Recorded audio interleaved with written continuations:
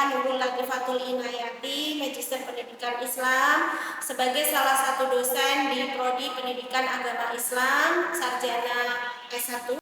Saya saat ini diamanahi untuk mengampu mata kuliah Pendidikan Bahasa Arab di Prodi PAI. Mata kuliah Pendidikan Bahasa Arab ini merupakan mata kuliah wajib yang harus ditempuh oleh mahasiswa semester 6 di Prodi Pendidikan Agama Islam S1.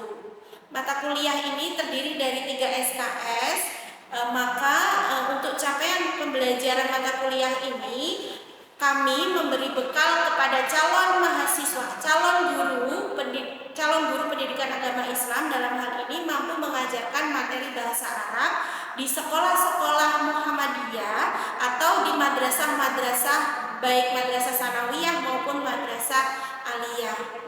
Mata kuliah ini nanti selama 1 semester akan mengajarkan teoritikal dan praktikal, di mana secara teori mahasiswa akan dibekali ilmu mendesain pembelajaran, dimulai dari mendesain tujuan pembelajaran, mendesain materi ajar, mendesain dan memilih metode dan strategi mengajar, kemudian media dan sumber belajar, serta evaluasi. Dan yang terakhir, mahasiswa diminta untuk membuat modul ajar untuk mengajarkan materi-materi bahasa Arab.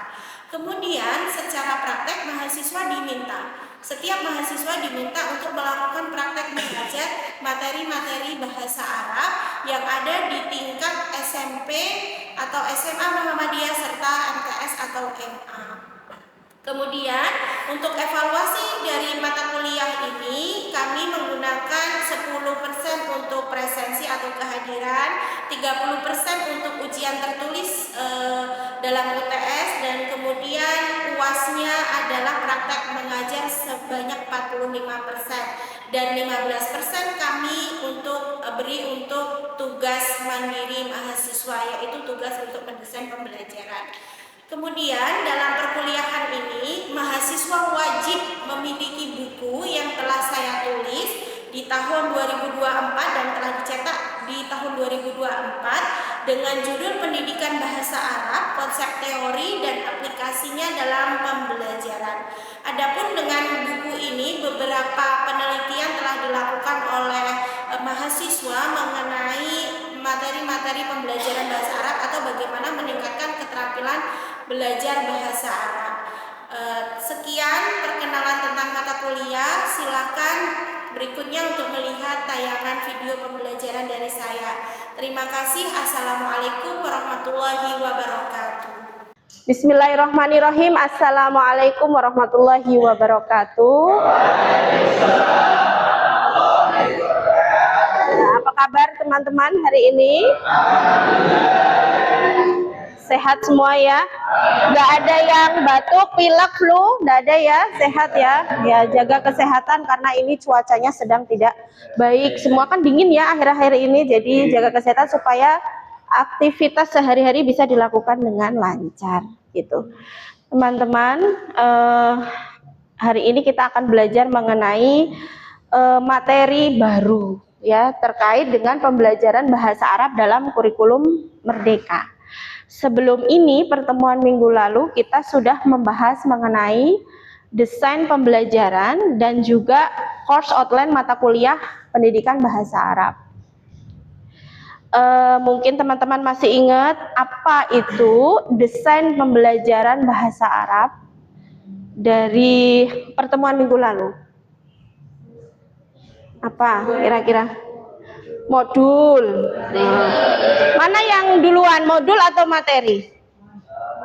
Materi. Terus apa lagi? Modul. Terus apa lagi? Media, strategi. Model bagus semua. Masih ingat berarti ya.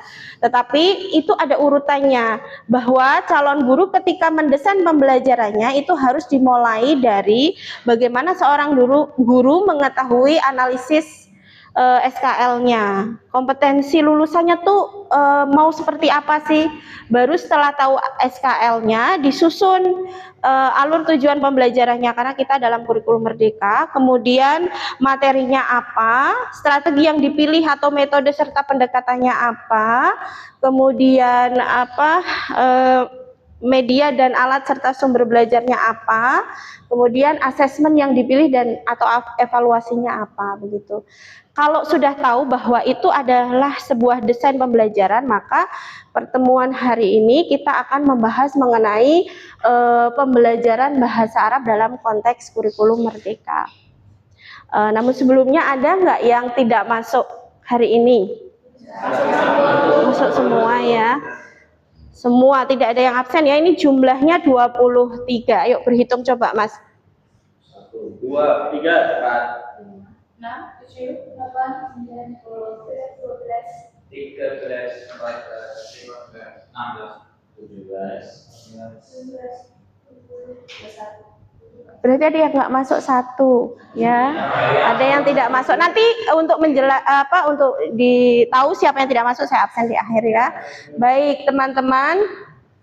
Ketika teman-teman membaca kalimat pembelajaran bahasa Arab dalam kurikulum merdeka, apa yang ada di benak teman-teman ini? Ketika membaca kalimat ini. Bahasa Arab, apa Rahmawati? Bahasa Arab pembelajaran. Terus ada lagi, Mas? Modul. Mbak siapa namanya? Mbak Syifa. Proses. Mbak Sakana. Bagus. Apa lagi? Alur. Mas siapa namanya? Mas Aditya. Bagus.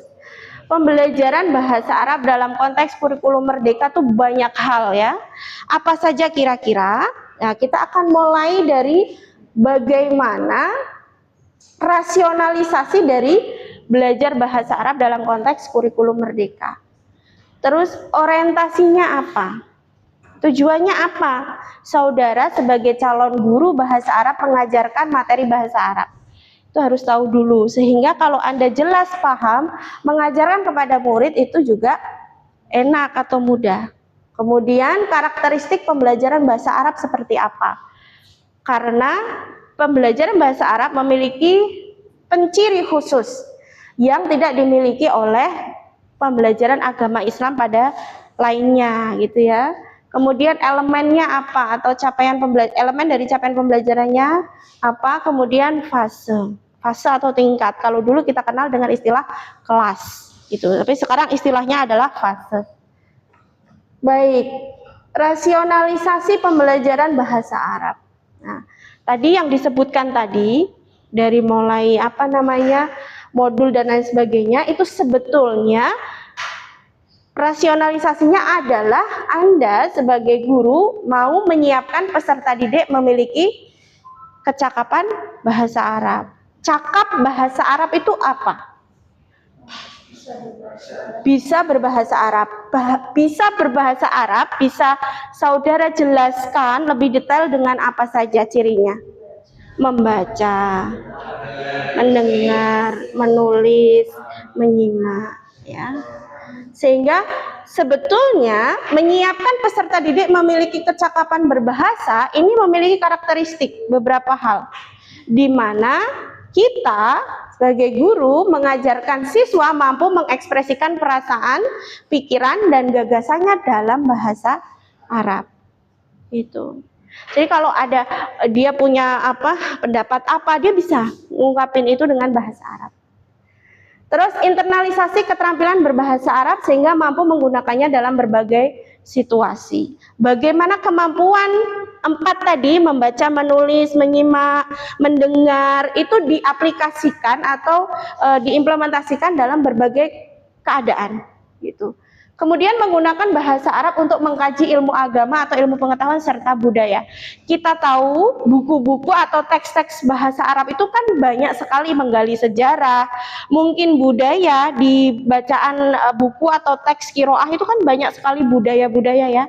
Dalam berbagai bab, misal at-ta'aruf, oh orang Pakistan seperti apa, orang Indonesia seperti apa, Padang seperti apa, nah itu. menggunakan bahasa Arab untuk mengkaji agama, ilmu pengetahuan serta budaya. Kemudian kemampuan bahasa Arab sebagai perilaku moderat dan berpikir kritis. Ini biasanya dilakukan oleh para ilmuwan dan kiai gitu ya, Pak Kiai gitu kalau ngaji, Habib kalau zaman sekarang ya. Nah, yang kedua, orientasi pembelajaran bahasa Arab, di mana orientasi mengajarkan bahasa Arab itu supaya siswa memiliki kemampuan menggunakan bahasa Arab sebagai alat komunikasi global. Bahasa Arab juga sama pentingnya dengan bahasa Inggris itu. Kalau misal kalian sedang jalan kemana, kebetulan ketemu sama native speaker dari Saudi, dari Mesir, dari mana yang pakai bahasa Arab, Yaman, Libya gitu. Kalau ditanya, Mas Muki, paling nggak bisa menjawab gitu ya, bisa sebagai alat komunikasi. Memiliki kemampuan menggunakan bahasa Arab untuk mendalami agama dari berbagai sumber yang otentik, Al-Quran dan hadis. Dua kitab ini yang kita pegangi itu seumur hidup itu menggunakan bahasa Arab.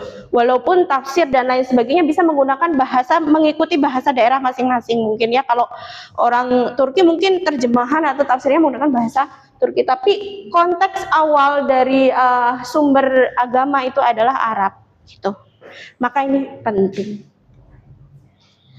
Nah, dari tadi yang saya jelaskan dipahami bahwa karakteristik pembelajaran bahasa Arab itu ada 3. Sebagai kompetensi bahasa yang memiliki 4 kompetensi atau aspek, membaca, menulis, menyimak, mendengar. 1 itu kompetensi bahasa. Yang kedua kompetensi komunikatif, bisa dipakai untuk berbicara, ngobrol. Dan kompetensi budaya, untuk mempelajari budaya yang lain dalam bahasa Arab. Banyak sekali teks yang menggunakan budaya, mengajarkan budaya dalam konteks bahasa Arab. Misal perkenalan, olahraga, bepergian, wisata, dan lain sebagainya. Itu akan ditemui di teks buku yang akan kalian ajarkan pada murid-murid nanti. Kemudian elemen selanjutnya ya. Sampai 2 hal tadi ada yang mau ditanyakan? Cukup jelas? Baik. Sekarang elemen. Tadi saya katakan bahwa elemen mengajar bahasa Arab akan berbeda dengan mengajar agama Islam, materi-materi agama Islam kayak fikih, Quran hadis gitu ya. Kalau Quran hadis tuh biasanya elemen mengajarnya apa? Ada apa? Tajwid gitu ya, tafsir, isi kandungan gitu. Kalau bahasa Arab ada 4 tadi juga teman-teman sudah menyebutkan gitu, di mana ada elemen menyimak gitu. Menyimak itu sama dengan mendengar. Nah, menyimak sama dengan mendengar. Ya. Apa konteks artinya? Bahwa ini beda ya, menyimak bukan apa tadi? Melihat, tapi menyimak, mendengar gitu ya. Kemampuan memahami, mengidentifikasi dan menginterpretasi fakta, ide pokok, urutan, makna dari apa yang didengar. Berarti media elemen menyimak itu adalah sound, betul. Harus ada sesuatu yang didengar. Itu baru murid Anda disuruh menginterpretasi makna apa yang didengar tadi, gitu. Kalau begitu boleh nggak dibantu dengan bacaan? Ada yang disimak tapi ada teksnya, boleh nggak? Boleh nggak? Ketika mengajar begitu boleh nggak? Enggak. Kalau menyimak itu tidak boleh ada teks. Teks itu kan sebagai leading, sebagai bahasanya? Untuk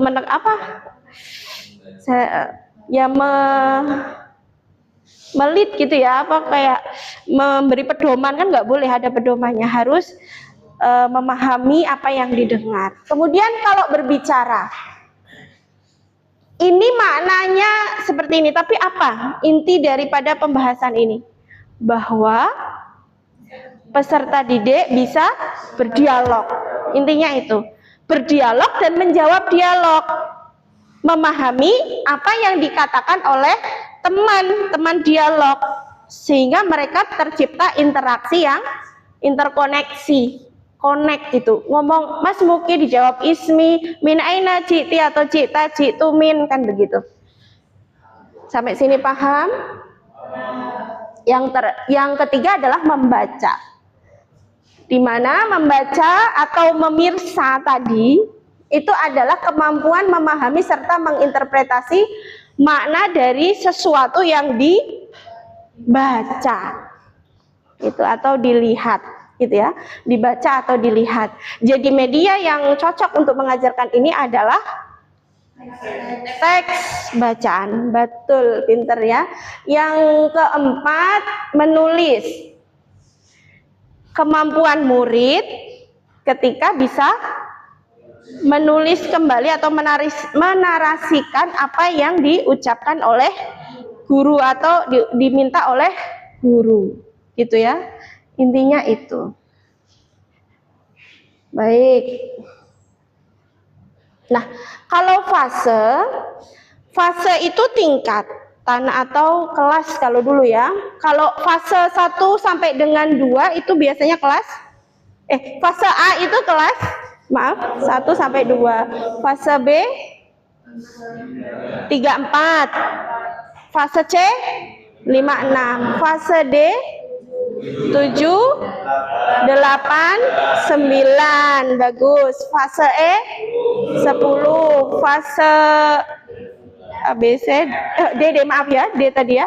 D sudah 7 8 9, E 10, F 11 12. Nah, karena Anda nanti diorientasikan untuk menjadi guru tingkat SMP atau SMA, berarti Anda berada di fase D, E, dan F. A, B, C tidak, begitu. Itu ya. Kemudian, nah ini teman-teman, ada tugas kelompok setelah tadi mengetahui mengenai orientasi, karakteristik, elemen begitu ya, dan fase. Maka tahapan selanjutnya untuk desain pembelajaran adalah di mana seorang guru bisa memetakan alur tujuannya, mau diarahkan kemana nih peserta didik kita, kan begitu. Sehingga teman-teman harus tahu dulu apa itu alur tujuan ya. Di masing-masing elemen tadi ada membaca, menyimak, menulis, dan mendengar. Kemudian nanti dipresentasikan di kelas. Maka saya bagi menjadi 4 karena ada 4 elemen. Yang membaca oke, kita berhitung dulu 1 sampai dengan 4 kalau begitu. 2 3 4. 1 2 3 4. 1 2 3. tamam? 1 2. Iya. Silakan yang 1 di sebelah sini nanti akan membahas mengenai elemen membaca di kelas 10. Ya. Kemudian kelompok 2 di bawah belakangnya itu akan membahas mengenai elemen menulis di kelas 10 juga. Terus kelompok 3 di sini ini akan membahas mengenai elemen berbicara di kelas 10, dan kelompok 4 elemen membaca, menulis, berbicara, mendengar di kelas 10. Silahkan berkelompok, nanti dibuat alur tujuan pembelajaran seperti yang saya contohkan, tapi ini berkelompok dulu. Disilahkan berkelompok, berpindah sesuai kelompoknya, membuat lingkaran untuk berdiskusi. Nah, nanti teman-teman akan membuat template-nya seperti ini. Ada mata pelajaran, tentunya akan diisi apa mata pelajarannya? Pendidikan Bahasa Arab. Pintar. Kemudian temanya sesuai bab yang akan dijelaskan, misal perkenalan atau lingkungan sekolah atau apa, sesuai bab masing-masing kelas. Tadi kelas 10 ya. Kemudian fase itu tadi sesuai dengan fase kelas 10, berarti fase E ya. Kemudian tahun pelajaran diisi tahun sekarang. Elemennya tadi sudah saya bagi, setiap kelompok elemen sendiri, kemudian CP-nya, TP. Nah, TP ini tidak boleh menggunakan kata kerja operasional melebihi CP. Itu nggak boleh. Profil pelajar Pancasila disesuaikan dengan topiknya. Ini bahasanya apa? Misal lingkungan kehidupan sehari-hari, maka profil pelajar Pancasila yang ada apa? Ada berapa profil pelajar Pancasila? 5. Beriman, bertakwa, dan berakhlak mulia, bernalar kritis, kemandirian, gotong royong, kreatif. Terus apa lagi? Keluarga negara, cinta tanah air ya. Ada 6. Ya, ada 6. Kemudian nilai moderasi itu juga ada 5. Ya, ada toleransi, tasamuh, bekerja sama, apa ada 5. Nanti dicek lagi di catatan. Kemudian materi kunci atau materinya apa? Kemudian KKTP ini isinya adalah indikator untuk mencapai TP. Jadi tahapan yang akan dilakukan guru di kelas untuk mencapai TP, kelasnya dan waktu. Cukup jelas? Baik.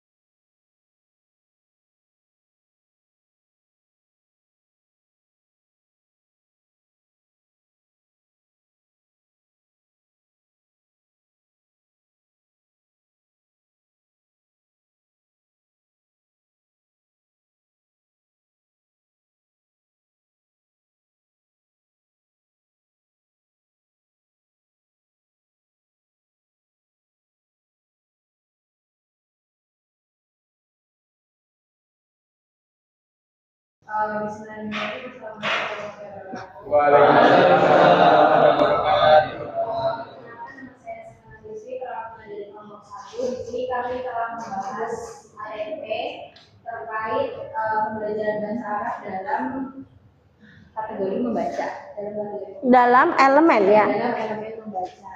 Dan hasil diskusi kami yaitu elemen membaca yang pertama untuk capaian pembelajaran peserta didik mampu membaca huruf dan memahami kata dan membaca dalam teks tertulis atau teks visual tentang topik keluargaku, perkenalan, hobiku, rumahku, nama-nama buah, warna, personil madrasah, peralatan sekolah, seragam, alat transportasi, dan seterusnya. Lalu yang kedua, tujuan pembelajaran ada 2, yaitu yang pertama tadi mampu membaca dan dalam bentuk teks tertulis sampai seterusnya, dan yang kedua yaitu peserta didik mampu memahami singkat dalam bentuk teks tertulis atau teks visual tentang personal sekolah dan seterusnya. Dan untuk profil pelajaran Pancasilanya ada 3 yang kami cantumkan, yaitu pertama beriman dan bertakwa kepada Tuhan yang esa dan berakhlak mulia, yang kedua mandiri dan kreatif. Dan untuk nilai moderasinya ada 3, yang pertama Islam, dan Tatorus boleh dibuka. Untuk materi kata kuncinya, di sini kami memilih yaitu yang pertama membaca wacana singkat dan yang kedua memahami wacana singkat. Dan untuk KKTP-nya ada 6, yaitu membaca huruf dan seterusnya, yang kedua menentukan arti kosakata dalam teks, yang ketiga menerjemahkan, yang keempat mengenalkan kosakata dalam proses kalimat, yang kelima menceritakan kondisi teks, dan yang terakhir meringkas wacana singkat.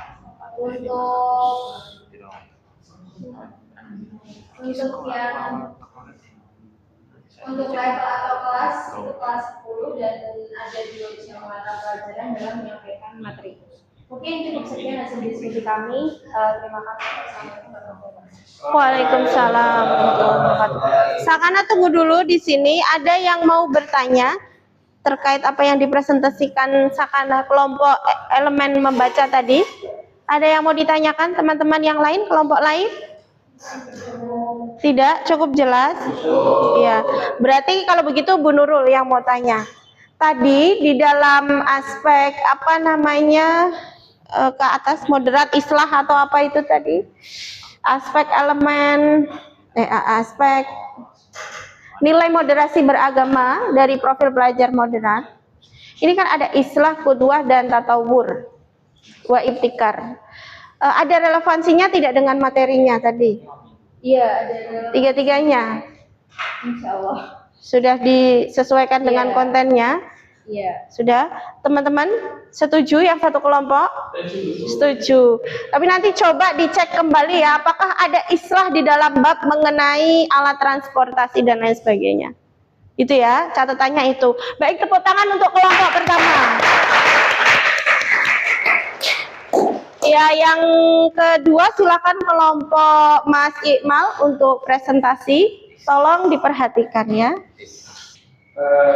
Tentang personel sekolah ini namanya apa, itu namanya apa, tapi dengan bahasa Arab. Yang kedua, komunikasi dengan pola kalimat man hadza, man hadihi, dan menjawab nama-nama pembina sekolah. Kemudian KKTP-nya, jadi yang pertama menentukan contoh kata kata kalimat tentang pengenalan keluargaku, itu rumahku, nama-nama buah, warna personel, madrasah, peralatan sekolah, tenaga alat, transportasi, dan seterusnya. Karena pada cara ini mengambil materi tentang personel sekolah. Yang kedua, menghafalkan ungkapan.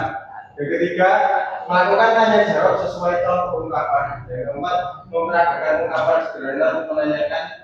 Ya. Ya. Tadi ada Mas sebagai alat komunikasi global itu maksudnya apa ya? Nah, ini di sini kan materinya fokusnya pada perkenalan personel sekolah, peralatan sekolah. Misalkan dalam bahasa Indonesia kan ini namanya apa? Mahada. This is pen. Bisa Menginterpretasikan sesuatu bahasa Arab dari apa yang didengar. Baik, kalau begitu adakah yang mau menarik kesimpulan dari keseluruhan yang diajarkan hari ini? Siapa? Sebelum saya tunjuk, sebetulnya nggak usah ditunjuk, ngomong aja yang dipahami dari keseluruhan apa yang telah kita pelajari hari ini. Silakan. Ya, Tamam lagi. Waduh, Mas Tamam. Alhamdulillah hari ini kita belajar tentang bahasa Arab, tentang pembelajaran bahasa Arab dari awal tadi ada penjelasan singkat, terus karakteristik ada 4, terus ada elemen 4 dan secara praktik dan ada presentasi juga tadi menyusun HTP.